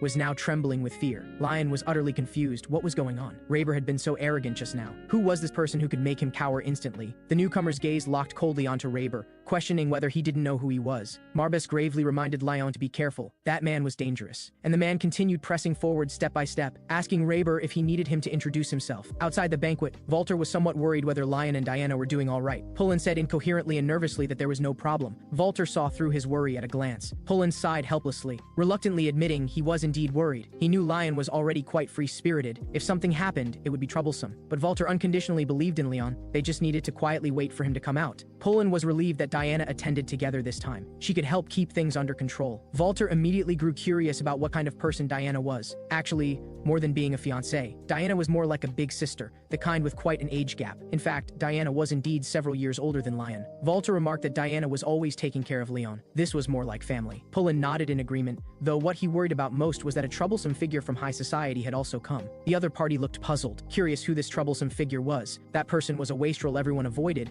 also one of the heirs of the three great dark families, the youngest son of the Haber family, and the Haber family's influence far exceeded the already declining Marbas family. His name was Knox von Leonhaber. At the same time, Knox also warned Raber to memorize his name right now, otherwise he might not be able to leave here with all his limbs intact. Raber was already scared out of his wits and immediately bowed in apology. Knox, however, poured red wine over his head. The wine dripped down Raber's hair, a wretched sight. He looked utterly disgusted, finding Raber a boring fellow. He complained with feigned distress. The wine spilled out. What should I do about this? As he spoke, he actually laughed maniacally, completely unconcerned about Raber's embarrassment. This sudden action left Diana completely shocked. Lyon continued watching this scene expressionlessly. Knox casually placed the empty wineglass on Raber's head. Raber didn't dare move. Knox ignored his apology and walked straight toward Lyon. Lyon looked at this person curiously and asked guardedly who he was. Knox calmly curved his lips and said, "Didn't you just hear?" Diana had already recognized him as Knox, from the top-tier, prestigious Leonhaber family that jointly governed the continent with the Holy Families. She just hadn't expected the young master from such a prestigious family to be so ruthless. Knox smiled indifferently,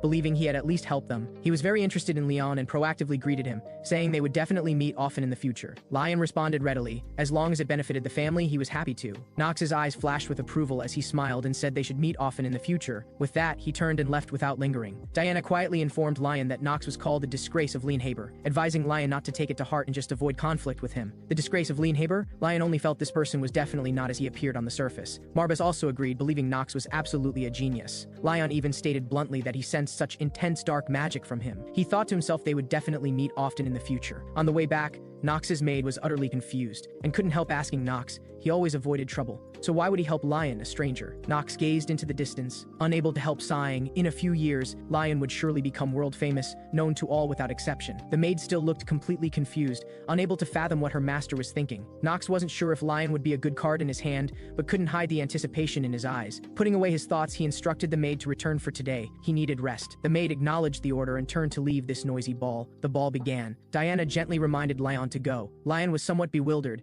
not understanding what she wanted him to do. Diana said, "You can dance, right? You should have learned from the previous family head." Seeing this, Lyon nodded gently in agreement and proactively took Diana's hand. The two danced gracefully in the ballroom. Lyon's dance steps were skilled and steady. Diana thought to herself she hadn't expected him to have learned to dance so well. Although he was still 100,000 miles from her ideal type, he was still somewhat cute. Lyon asked in confusion what she was saying. Diana hurriedly told him not to mind and just dance casually. It was just a formality anyway.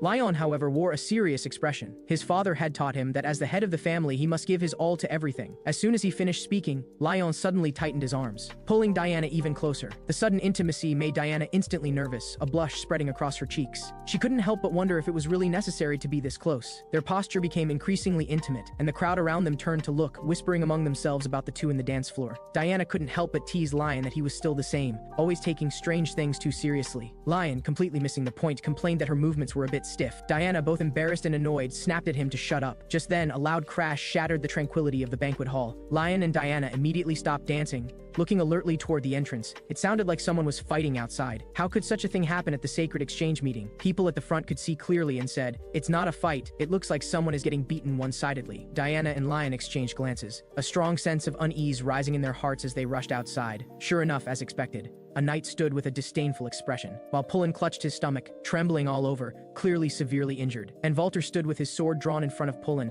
panting heavily from exhaustion, his eyes like those of a fierce beast. Lyon's gaze fell on the trembling Pullen. Diana confronted Raber, demanding that he explain what was going on. Seeing him deliberately not answering, Diana impatiently repeated herself. Raber sneered, "With no one to help you anymore, you still dare to be so aggressive." Marbus was furious. This boy really loved making mountains out of molehills. Seeing Raber unwilling to speak, Lion slowly walked to Pullen and Walter, his tone carrying an unquestionable authority. "Explain what's going on." It turned out that just moments ago, after Raber was humiliated, his attendants rushed forward to check on him, but Raber showed no appreciation, cursing that everyone around him was useless, not one reliable. Thinking of the humiliation he had suffered at Nox's hands earlier, Raber's fury intensified. He turned around in rage and stormed out of the banquet hall. Just outside the banquet hall, Raber spotted Walter and Pullen waiting outside. Walter and Pullen were discussing the meaning of this gathering, nothing more than a vanity fair for major families to maintain relationships. The Marbus family had recently suffered a great decline in power, so such occasions were becoming increasingly important to them. That's why this time, the young lady of the Bereshia family came along with the head of the family. This showed that the friendship between the two families must be very deep. Moreover, Miss Bereshia had been close to young Master Lion since childhood, not to mention the arranged marriage. Just then, Raber suddenly stepped forward provocatively. "Are you dogs of the Marbus family?" Pullen was startled. Why would the young head of the Barrera family actively approach them? But he still seriously stated that Raber had insulted Marbus, and he couldn't turn a blind eye, demanding to know what their purpose was. Raber gave a contemptuous smile and said, "You're just a servant, what right do you have to question me?" He then turned and called over the knight Coleman. Coleman immediately came forward obediently. Raber immediately ordered Coleman to teach the two a lesson. Coleman understood what the young master meant, but hesitated due to Marbus's ducal status. Raber said, "The Marbus family is already finished. Nothing to fear at all. Just do it." Coleman hesitated no more, immediately drew his sword, taking a fighting stance, saying, "Things have come to this, draw your swords and fight." Pullen urgently advised Walter not to be impulsive. The family foundation was still unstable. There was no need to cause trouble over this. Walter wanted to argue something, but before he could finish, the unexpected happened. Coleman suddenly struck, hitting Pullen hard in the chest with his sword hilt. Pullen grunted in pain, his body curling up uncontrollably, his face full of agony. The enraged Walter was about to step forward, but Pullen held him back despite the pain,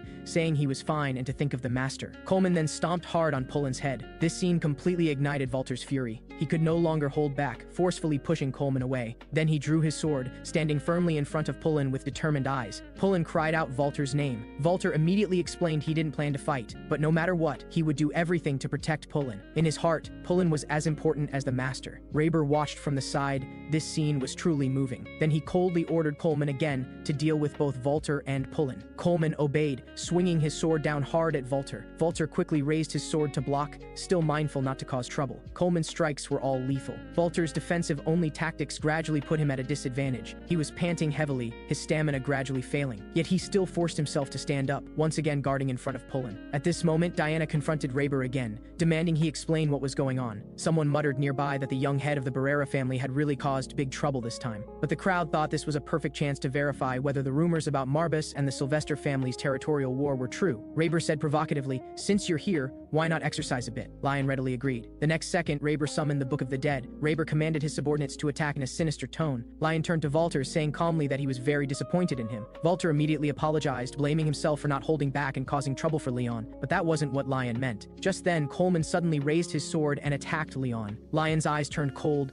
instantly releasing powerful dark magic, immediately severing one of Coleman's arms. Coleman's face was filled with disbelief, clearly not expecting Lion's strength to be so formidable. Everyone around was shocked by this sudden turn of events, gasping in unison. Lion continued what he hadn't finished saying, questioning Walter why he hadn't done everything to protect Pullen. At this moment, countless undead spirits appeared around Leon, the scene both eerie and spectacular. Pullen looked at the scene in amazement, calling out to the Lord. Lion said, "From today on, the first principle of the Marbus family is that for the safety of those around you, if necessary, kill the opponent directly. No matter who it is, this should be done, even at the cost of one's own life, without hesitation." A few hours ago, Nox had just left, and Raber was doused with a glass of red wine, his fury boiling over. Just as he was about to explode, he recognized who it was. Seeing it was Prince Louis, his fury instantly extinguished. He greeted Louis in panic, begging the prince's forgiveness. Louis, unusually, didn't mind. Raber was flattered that the prince actually remembered him. The prince didn't want to waste words, bluntly saying he had just seen him arguing with someone, which piqued his curiosity. Raber said he had a dispute with the young masters of the Marbus family and the Leonhaber family. The prince frankly stated his curiosity about why two people from dark families would stand on the same side. He had never heard that these two families were on good terms, and couldn't understand why the Marbus family could win the territorial war. Raber also found it suspicious. Louis coaxed Raber, saying he would arrange a small occasion for him. but needed him to find out what those dark family members were really up to. Raber's heart stirred. Not long ago, Nox had already left first. With the prince backing him, dealing with the Marbas family would be easy.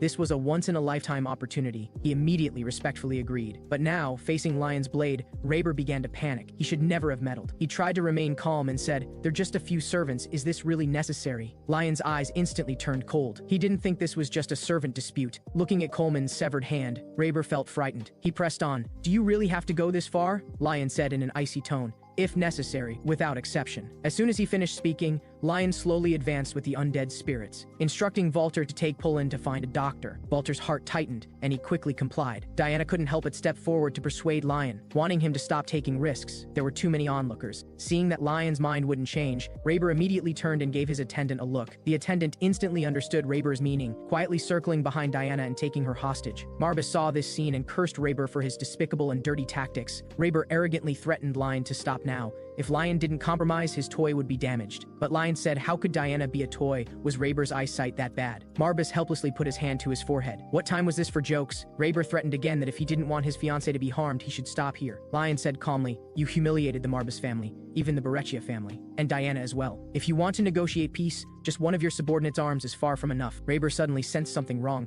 The atmosphere around became instantly oppressive. Marbas urged Lion to act. Lion immediately understood. He coldly ordered, "Kill him." Raber immediately threatened, "In that case, watch that woman die." But the next second, the attendant was killed by Diana instead. Blood splattered on Diana's face, but the bloodstains disappeared instantly the next second. At the same time, Lion controlled the necromancers. The necromancers moved extremely fast, instantly slaying all the attendants around Raber. Raber looked at the bloody scene before him, scared, pale as a ghost. Before Raber could recover, Lion suddenly stepped forward and grabbed him, the killing intent in his eyes almost devouring him. Diana's heart was full of confusion. What was going on? Although she had heard Lion had become stronger, this level of strength still exceeded her imagination. Marbas suddenly spoke, saying Diana held an unusual weight in Lion's heart. Diana instantly panicked, asking what he meant. Marbas said it had never seen Lion show such strong emotions. At this moment, Raber was terrified, just about to beg for mercy, when Lion unhesitatingly killed him with dark magic. Everyone around panicked. How could such an accident happen at the exchange meeting? And that head of the family, named Lion, had actually used necromancy. Although the magic circuit looked very unstable, its power was terrifying. In the future, in social circles, the Marbas family would either be an absolute powerhouse that people feared and fled from, or a thorn in everyone's side that all were wary of. No one dared to step forward to stop him, only watching helplessly as Lion held Raber, until he completely eliminated the opponent, leaving not even a trace of magic residue.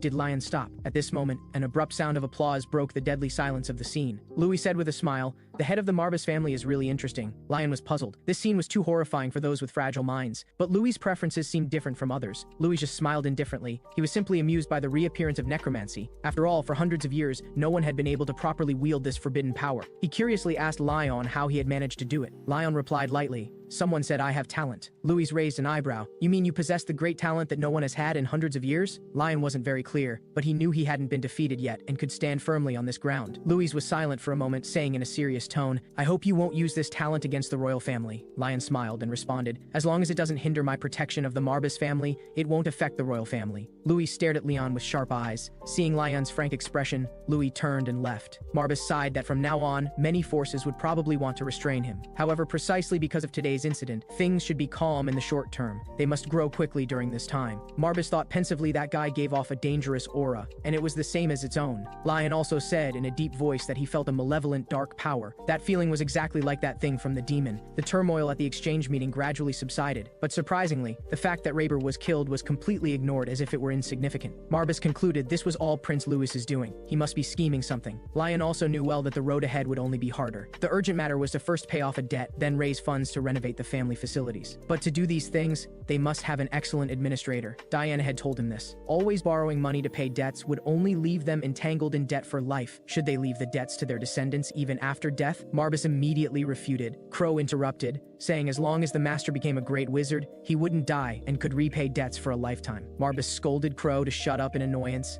not letting Lion become a slave to debt. Lion was somewhat worried because outstanding administrators were sought after in all major cities. Marbas comforted him not to worry at the start, to go back first and make long-term plans. Lion's eyes were determined. For the family, he must find an excellent administrator. Upon returning, he immediately decided to post a recruitment announcement. Marbas was somewhat surprised. Leon said whether noble or slave, all would be treated equally. Anyone with ability could take the position, though it would be best to keep the salary a bit low. Marbas helplessly put his hand to his forehead. Crow immediately mocked it as a foolish lion, daring to speak disrespectfully to the master. It glanced at Crow and said, First deal with your bucket of peanuts. Crow instantly bristled. This was the compensation it received for the journey, and it wouldn't share any of it. Lion no longer paid attention to the two bickering. He turned and asked his sister to invite everyone over. He wanted to formally convene the first head of family meeting of the Marbus family. In the palace, Louis drank alone, a playful smile at the corner of his mouth. That lion guy was really interesting. He could clearly feel an unusual aura emanating from Lion. After a glass of red wine, Louis tilted his head back slightly, revealing his chest, where a strange totem appeared prominently. Louis gently caressed the totem and said, "Of course, I'm just like him too."